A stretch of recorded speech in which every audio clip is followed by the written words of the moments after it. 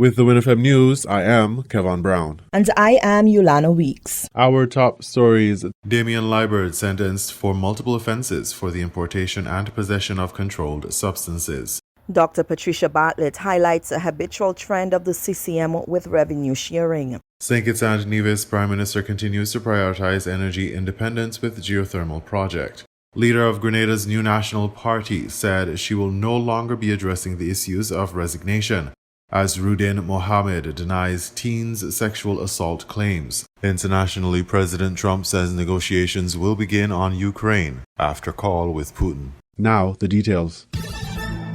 Damian Liburd of Upper Cayon, St. Kitts was sentenced on January 27, 2025 to multiple offenses related to the importation and possession of controlled substances. He was sentenced at District A Magistrate Court in Bastyr, St. Kitts. Liburd was charged jointly by the Comptroller of the St. Christopher and Nevis Customs and Excise Department and the Royal St. Christopher and Nevis Police Force. The charges included importing a controlled drug, importing restricted goods not per restrictions and conditions, submitting a false customs declaration, and intent to deceive a customs officer. Liburd was found guilty on all counts.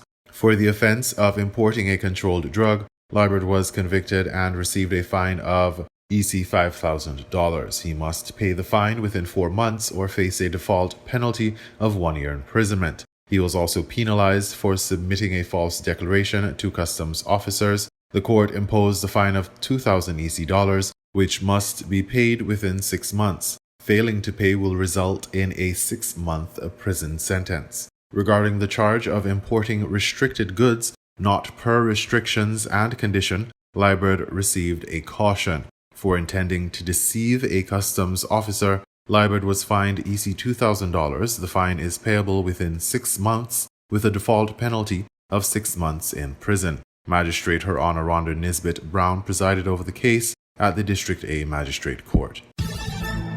The Pan American Health Organization, PAHO, has issued a warning to member states regarding a surge in dengue cases across the Americas, urging countries to strengthen surveillance, early diagnosis, and clinical management to mitigate potential outbreaks. Currently, there is a growing concern over the spread of dengue 3 serotype in several countries across the region. The Americas have experienced a significant rise in dengue cases over the past 2 years, with more than 16 million reported infections. In the Federation alone, over 240 cases were confirmed last year, including at least 60 laboratory-confirmed infections. However, according to recent data, no new cases have been reported in the Federation as of last week. Health authorities remain worried about the continued spread of dengue 3, particularly in territories where case numbers have remained moderate. In its latest epidemiological report, PAHO cautioned that the reappearance of dengue 3 after more than a decade of limited circulation poses a heightened risk. The agency explained that an increase in susceptible populations could lead to more severe dengue cases and even large-scale epidemics, particularly overwhelming healthcare systems. Health officials have linked the resurgence of dengue in the Americas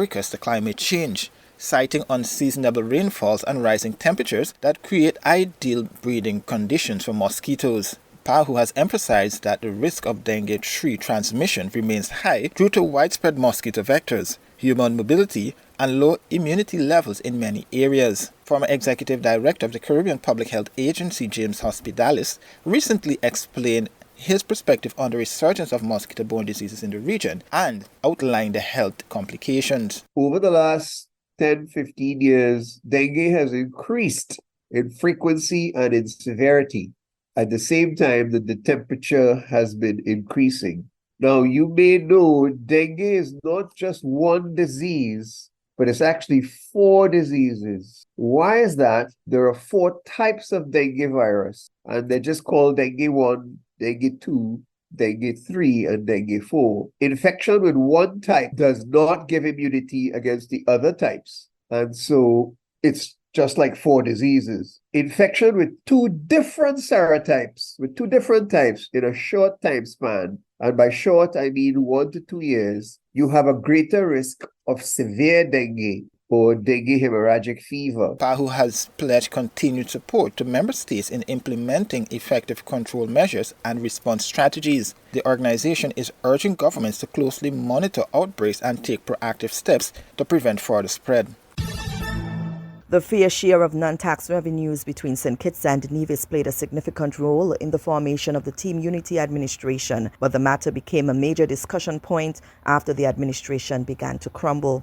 To remedy the situation, the new St. Kitts and Nevis Labour Party administration sought assistance from the World Bank to decide upon a revenue-sharing arrangement. At his roundtable on February 6, Prime Minister of St. Kitts and Nevis, Dr. Terence Drew, declared that recommendations had been received from the World Bank and the Financial Secretary is preparing documentation for the revenue sharing. We have received from the World Bank recommendations as to how we should share revenues.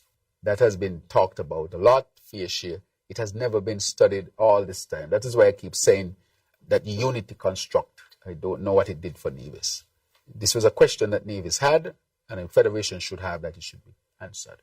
So we have received that. I've indicated to the Premier in our meeting, and so the FS is helping us to prepare the document so that we can further deal with the issue of the sharing of revenues between St. Kitts and Nevis. During her discourse with Steve Manners on Your Voice with the NRP on Monday, February 10, 2025, Dr. Patricia Bartlett, Deputy Leader of the Nevis Reformation Party, NRP, raised several points on the tax sharing regime for the Federation. She gave a reminder that the Concerned Citizens Movement, CCM, have consistently disregarded the constitutional provision for revenue sharing.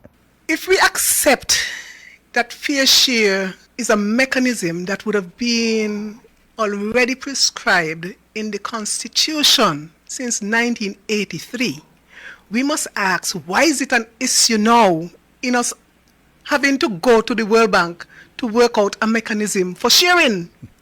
But the reality is that CCM has consistently refused to abide by the dictates of the Constitution. And so the provision was already there, and NRP would have respected that mechanism of sharing from since 1983 all the way through until 1992 when they demitted office. Here comes CCM. Since then, they've been showing us their colors. They're greedy. They're very greedy people, and they're selfish and self-absorbed. So what they did, they said, to heck with the Constitution, we're going to do our own thing. Because remember, at that time, Four Seasons was in its heyday, and they were raking in the monies. And so the revenues in Nevis started to bounce up, and they got all excited, but of course they're greedy. So at that point, they decided they stopped with the revenue sharing, and they became lawless from that point going forward, as it relates to anything, any mechanism that would have been put in place then and since then. Bartlett also accused the Concerned Citizens Movement of ignoring the value-added tax sharing arrangement between St. Kitts and Nevis, highlighting a habitual trend under the CCM. Same thing with the VAT. NRP would have negotiated a sharing mechanism, with St. Kitts, with the same CATAC, which is the technical arm of the world, the IMF. And it was working, and CCM came back in power in 2013, and what they did? They kicked down that bucket as well. So they're not minded to share. Dr. Bartlett expressed that the Concerned Citizens Movement contributed to the difficulty that the Federation faces as it relates to revenue sharing. St. Kitts and Nevis is actively pursuing energy independence in response to ongoing geopolitical issues impacting global markets, energy pricing, and inflation. Prime Minister the Honorable Dr. Terence Drew addressed the nation's vision for a sustainable future during a recent broadcast of the Roundtable. As you know, St. Kitts and Nevis has declared its vision, which is to develop a sustainable island state. This is the only way we can continue to exist. There is no other possibility or any other way of really surviving well without having a sustainable island state. This is an imperative. Whether people say it or not, it is an imperative. We have to achieve this. This is our only hope to continue to exist as a country. One, because of the environmental impact. Two, for economic viability. So therefore, at the hallmark of it, as I said before, is energy, renewable energy. And so this meeting is looking at ways of reaching solutions with respect to having implementation of renewable energy sources. So this information is directly helping us in our quest. But not only that, we are sharing our experience as well And all heads coming together in the region is really helping to chart a course, and we are sharing best practices and information and knowledge. So that just that interaction alone is already helping.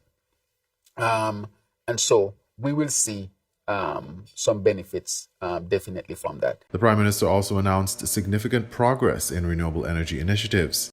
At this moment, since we are on renewable energy, I can tell you we already have commitment for 50 megawatts of solar energy. And I can say today, maybe for the first time plainly, that we have raised the money to start geothermal. We have the money. I'm going to make a declaration very, very soon. I spoke to the Premier of Nevis. If you look at his page, he posted that he and I met. We met to discuss it. He emphasized the collaborative approach between St. Kitts and Nevis. Premier and I, we have met and we have determined, just like the crime situation, this is not going to be a political football. Who in St. Kitts and Nevis want very, very cheap electricity? Nevisians want it, Kittitians want it. So if that's going to make St. Kitts and Nevis better, why should we fight over it? So let us leave the fights for other things, but we're not going to fight over this one.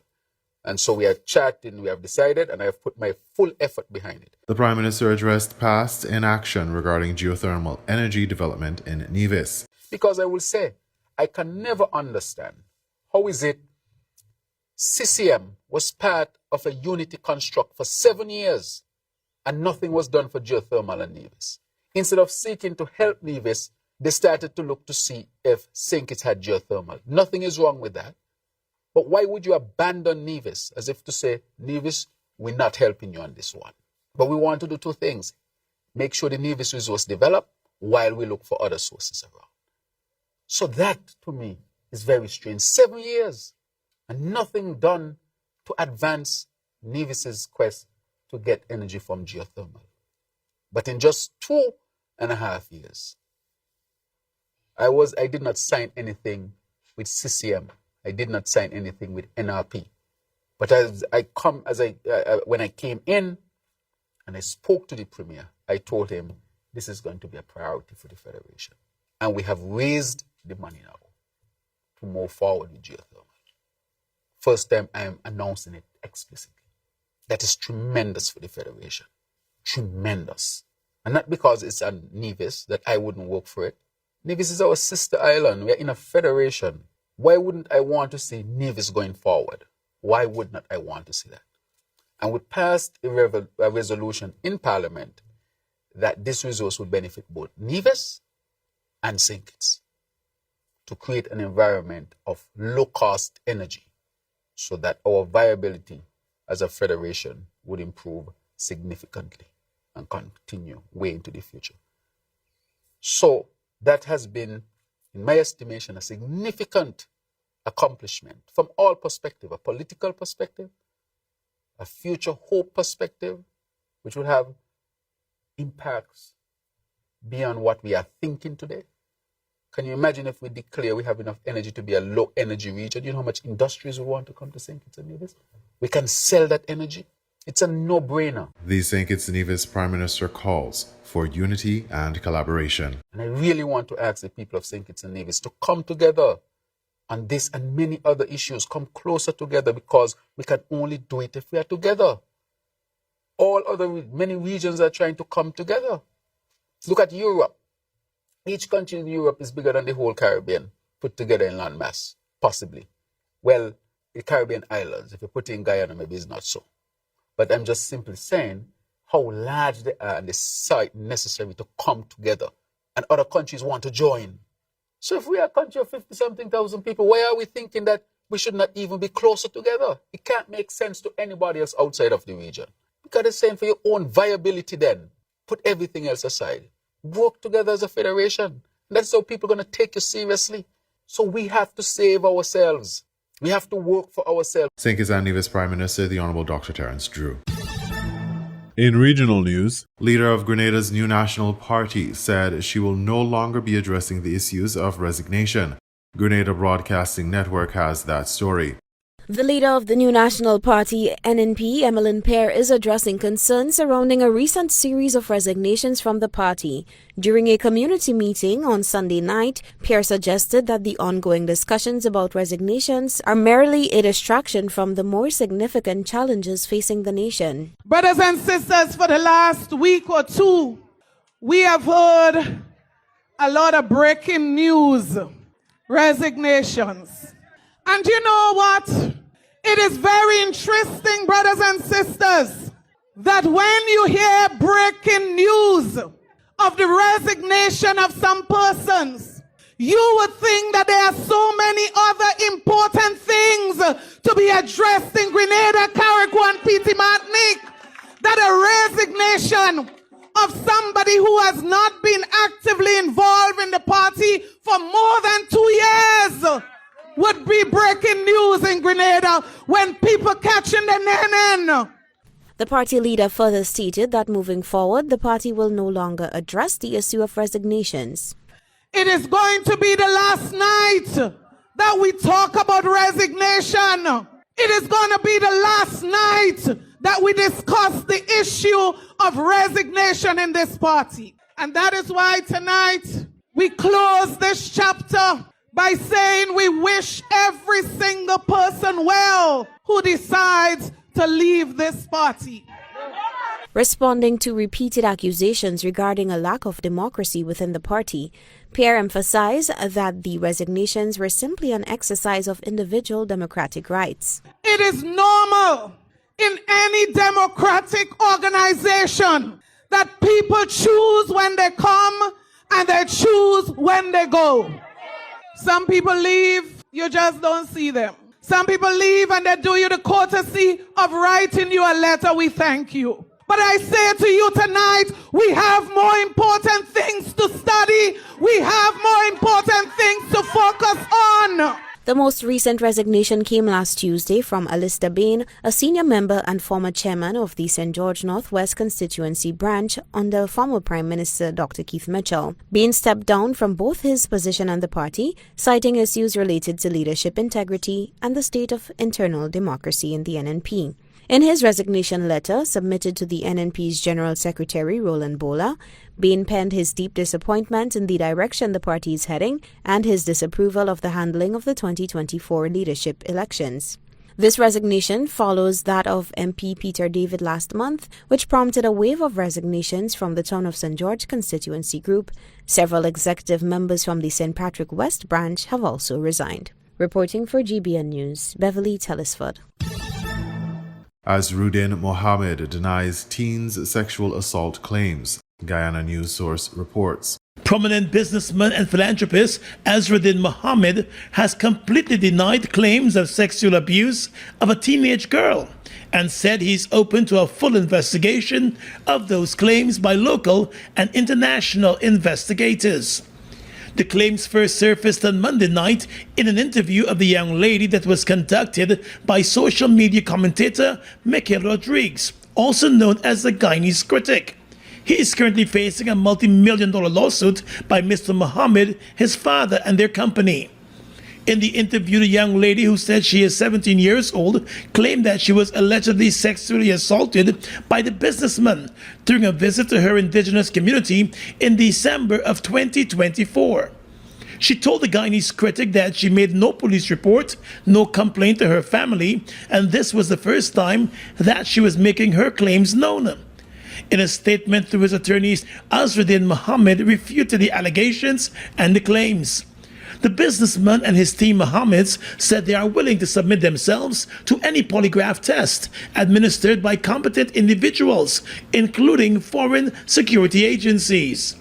According to the statement, Team Mohammeds and Azruddin Mohammed pledged their support to all victims of sexual assault, sexual abuse, and exploitation. They said they remain disposed to assisting victims of sexual abuse and condemn any form of sexual abuse or sexual exploitation, especially of young girls and the vulnerable. The Tushao from the village named in the allegations by the teenager has also come out with a statement indicating that he knows of no such incident taking place in the community and does not believe the young lady in the interview is even from that community. He said whenever Mr. Mohammed and his team visit the village, they would offer assistance to the residents and leave. Meanwhile, in a separate statement of her own, the sister of Azruddin Mohammed, in a social media post, said she believes the claims are politically motivated. And she made it clear that rape is not a joke and should never be used to score political points. In her statement, she said, what began as dirty politics has now descended into a vile, unforgivable act, accusing an innocent man of rape through paid fabrications and manufacturing lies. She said she believes the politically motivated allegations are intended to damage her brother's reputation and the reputation of the family. While not throwing his hat into the political ring for this year's elections, Azruddin Mohammed has been hinting at a possible run for political office. Just recently, he called out the government over its slow distribution of the cash grant for citizens. One day after he made that statement, a Facebook page which carries the name Guyana Daily News falsely announced that a businessman would be sharing $100,000 each to the first 1,000 persons to arrive at his business place. Scores of persons turned up at the business place the following morning, only to learn that they had been duped by a fake report. The businessman, his father, his team Mohammed's group, and their businesses were sanctioned by the U.S. government last year over allegations of under-declaration of gold exports and avoiding payment of millions of U.S. dollars in taxes. We now bring you these international reports. President Putin and Donald Trump have had a long phone call. What are you hearing about the contents of that call? Well, no more than you. I wasn't on the call, but they have a rapport. They have a personal relationship, which is in some ways quite troubling because during President Trump's first term in office, he very publicly said he preferred to listen to President Putin rather than his own intelligence agencies, which was a real shock to the community, the intelligence community in the United States. But there is a very close working relationship between US and British intelligence agencies, the CIA, the FBI, MI6, and so on. But the fact that these two leaders do have something to talk about, I think, is quite promising. You've got to remember what President Trump's priorities are. For him, it's about securing the southern border, it's about trade, it's about China. He's not that interested in Europe. And his big message, going back to also to what his defense secretary has been saying to America's NATO partners in Europe, is Ukraine is kind of your problem. This is Europe. You sort it out. You spend more on defense, agonizing over whether, in the case of Britain, to raise it from 2.3 to 2.5%.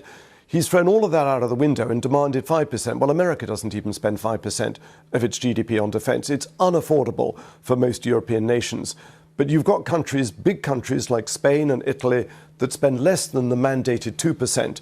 And America is saying, why should the US taxpayer have to shoulder that burden if you're not prepared to pay for your own defense? So this really today has been, I think, a bit of a cold shower for both Ukraine and for NATO. Frank, thanks very much. And coming on top of those details, Frank giving us, let me just give you a few more of those details from that call being reported out of America, also being reported out of Moscow. Both sides talking about the call, saying that both leaders have invited each others to their countries, and President Trump saying he will call President Zelensky right now, that's the quote, to inform him of that call with Vladimir Putin, and the Moscow also putting out notions that perhaps negotiations on a ceasefire can move forward. Thank you. South Africa hoped its G20 presidency would get rich, powerful nations to pay attention to poorer countries' concerns. But the richest, most powerful member, the United States, is not on board. US Secretary of State Marco Rubio said South Africa's goals were, quote, very bad, and he would not attend next week's meetings with his G20 counterparts in Johannesburg. Those goals include addressing burgeoning inequality, crippling sovereign debt, and a lack of progress in the fight against climate change.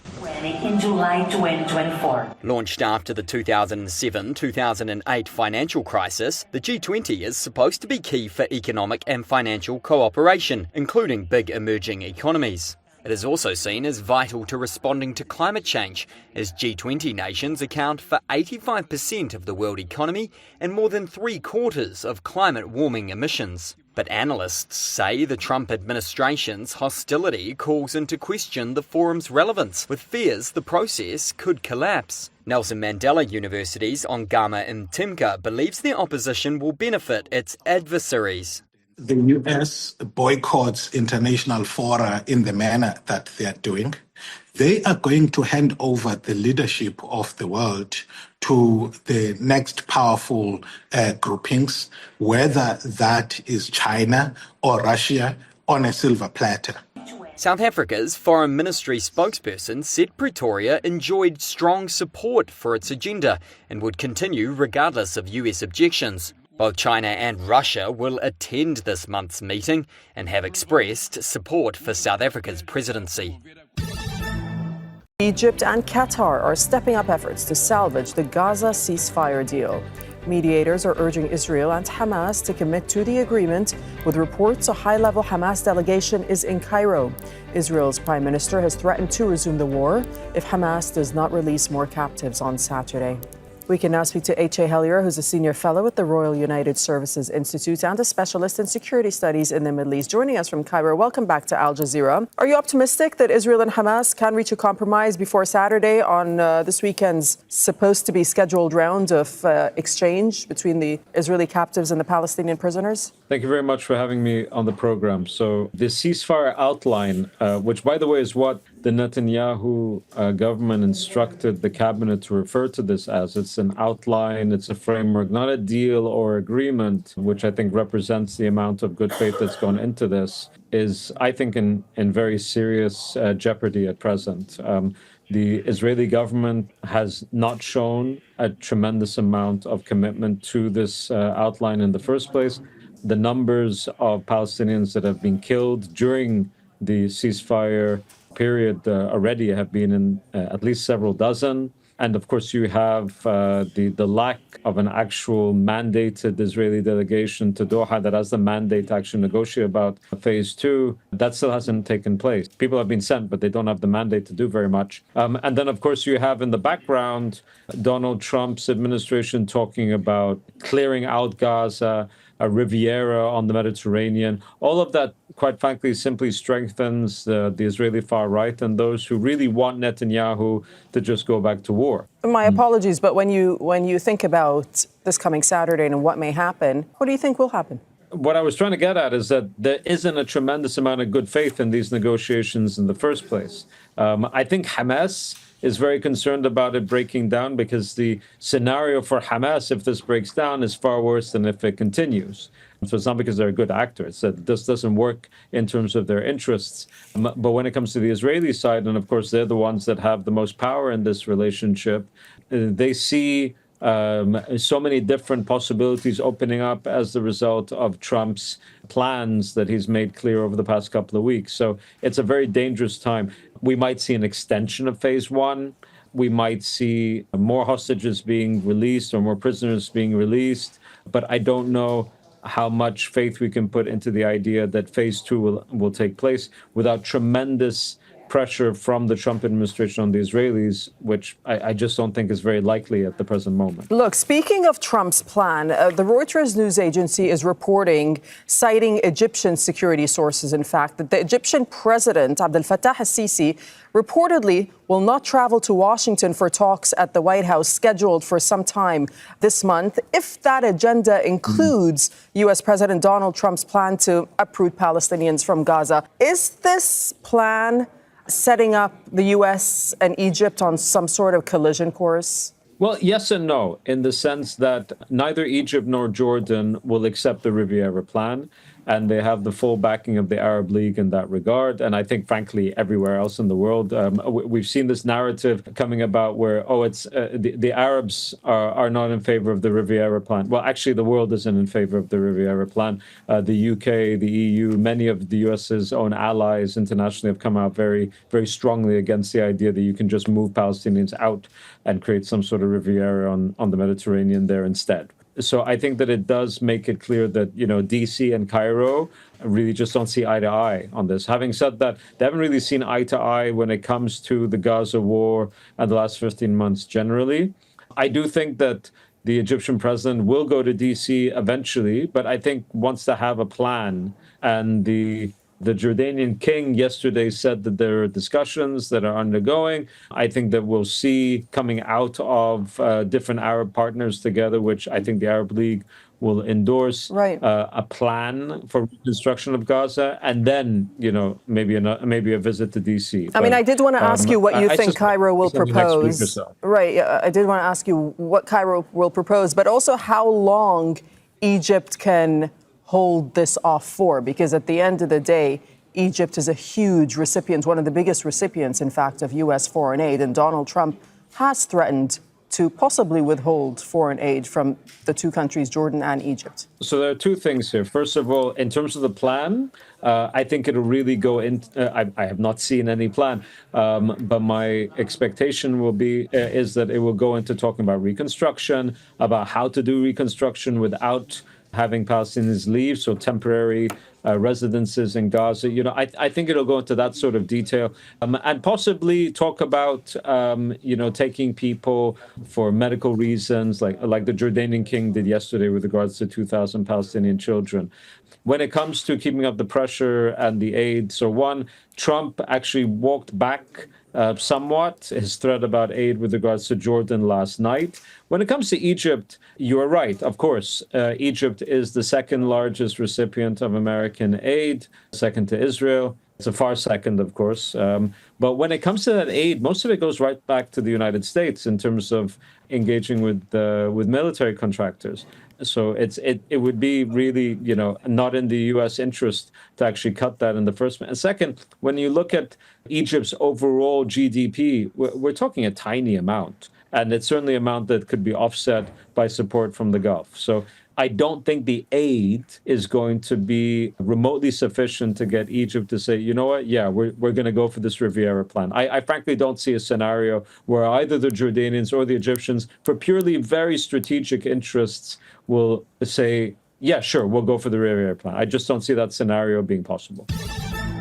You were listening to the WINN FM 98.9 newscast. Our top stories were Damian Liebert sentenced for multiple offenses for the importation and possession of controlled substances. Dr. Patricia Bartlett highlights a habitual trend of the CCM with revenue sharing. St. Kitts and Nevis Prime Minister continues to prioritize energy independence with geothermal project. Leader of Grenada's New National Party said she will no longer be addressing the issues of resignation, as Rudin Mohammed denies teens' sexual assault claims. Internationally, President Trump says negotiations will begin on Ukraine after call with Putin. Thank you for listening.